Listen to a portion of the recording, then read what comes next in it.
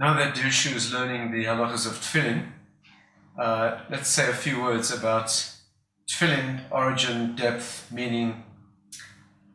You know, many people deal with the mitzvah of tefillin because it's a mitzvah. But what's the time? What is the depth? What can we say about the idea of tefillin that perhaps give us an added understanding? And for those of you involved in outreach, when people new to Judaism ask about the meaning of tefillin, what can we tell them? The truth is that tefillin are placed on the head at the site of the root of what it means to be human. You know that Rashi says that tefillin need to be worn where the skull of a child is open. Right? That's where the skull of a child is open. When a child's born, there's a piece of skull missing. Above the hairline, you have the fontanelle. Even the secular term fontanelle means a point of origin, right? But font is a fount, point of origin. The child is born with an open connection to the higher world. The bones of the skull are missing. Actually, interesting, there's one fontanelle that is open here, and one fontanelle at the back where the knot of the tefillin is placed.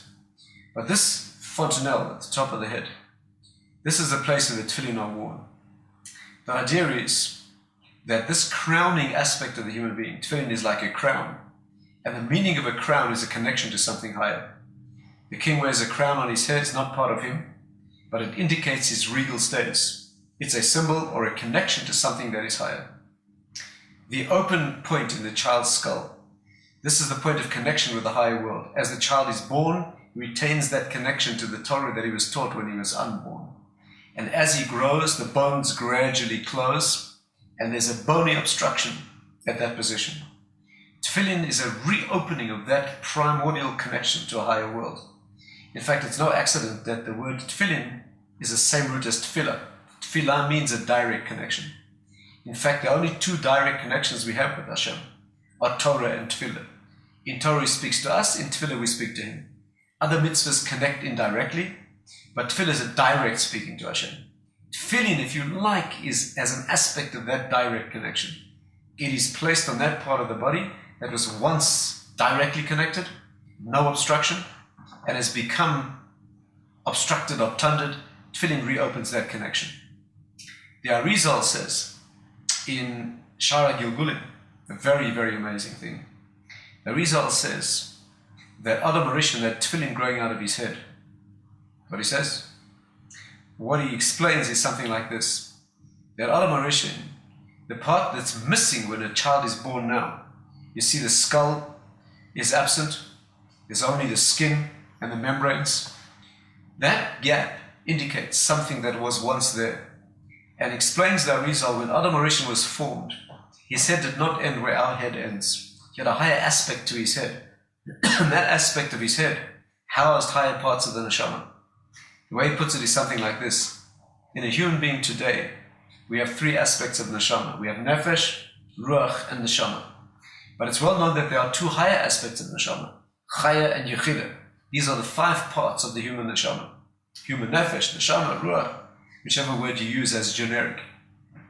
Adam Harishon had all 5 parts of him intact, and explains the Arizal that the higher aspect of neshama is the transitional zone. You have nefesh, ruach, neshama is the transitional zone. The lower aspect of neshama is relevant to the body. The higher aspect of neshama is relevant to something much higher. In Kabbalistic jargon, that's called a makif, something that's outside and around the head.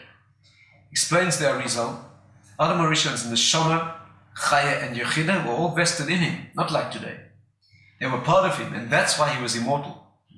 In other words, the upper aspect of neshama, chaya and yechida, those parts of the neshama, are the parts of the human that are immortal.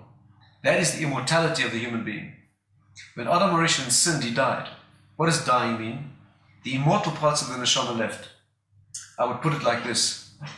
You know, one of the significant and central problems in the psukim dealing with the chet of Adam Harishon is that the Hashem said to Adam, on the day that you eat the fruit of the tree, you will certainly die. Many Mepharshim raised the question of the fact that he didn't die. He had the fruit of the tree, he died 930 years later. What about Hashem's promise that he would die the day that he ate the fruit?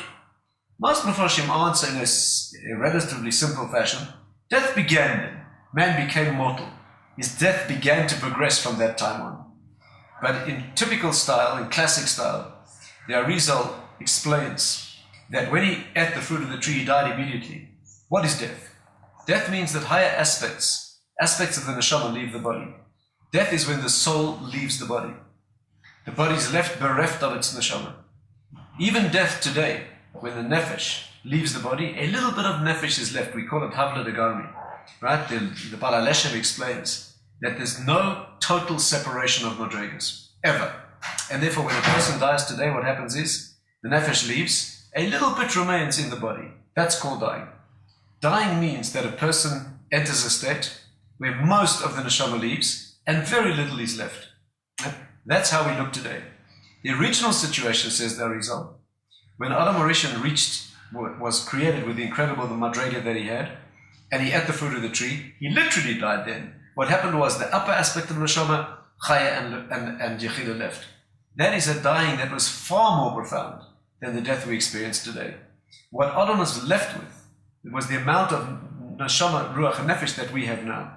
And therefore the psukim are perfectly accurate and literal. The day that he ate the fruit of the tree, he died. By the way, the Arizal says something amazing. What happened to these three aspects of neshama that we lost then? He says they came down 3 subsequent times in history. The upper part of neshama came down in Nadav and Avihu. They were people who sort of died in a very strange sort of a fashion. The next part came down in Eliyahu Novi. That means the chaya aspect.